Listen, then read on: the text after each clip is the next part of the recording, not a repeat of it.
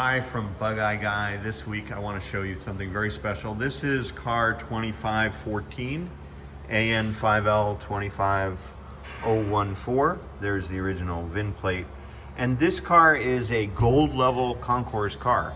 So it's something we don't have very often. We can't share very often because it takes so much to get a car to this level. But this is one that has been to a national Healy Club event and received gold certification as a concours car. And it is for sale, and you'll see more pictures of it on our website.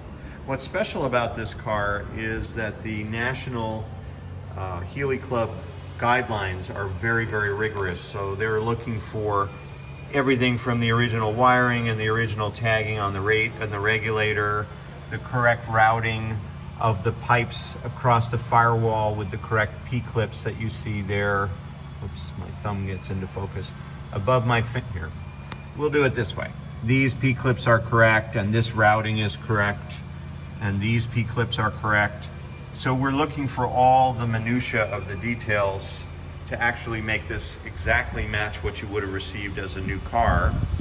And not to be confused with local concours, and even some of those local events are very, very significant, such as the Greenwich Concours, where this car was also awarded a ribbon, but it is a much lower standard of judging. You might have 10 or 15 minutes of judging at those kinds of local concours.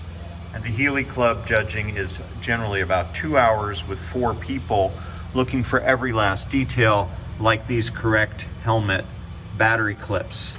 Now this is not a correct tar top battery, but the mounts are.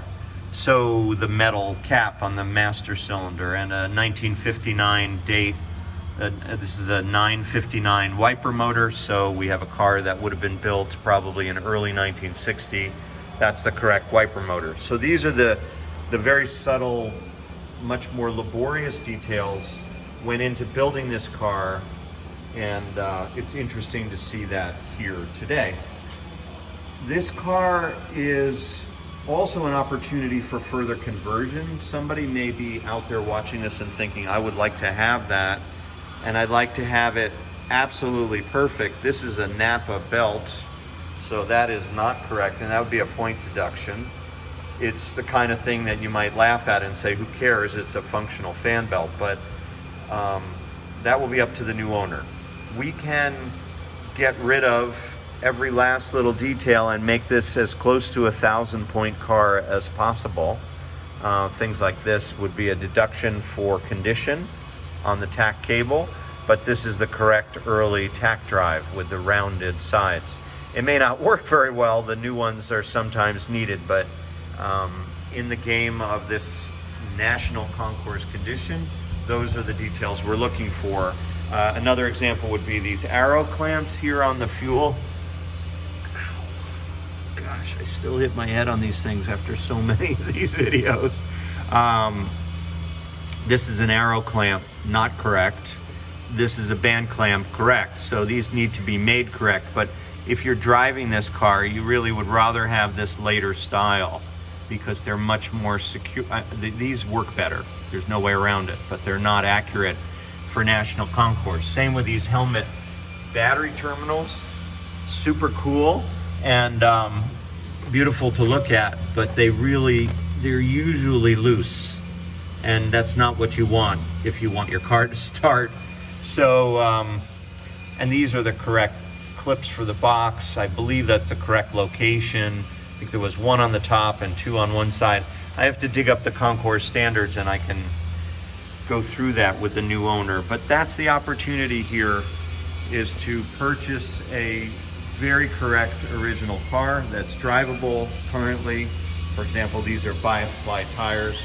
You could put radial tires on to make it a delight, a nicer driving experience, but the concours standards are looking for those. You also have the original control arms with no holes here. We have a train. No holes here for the sway bar, which would have been a later A-arm. And this would be the original horn and the original horn bracket.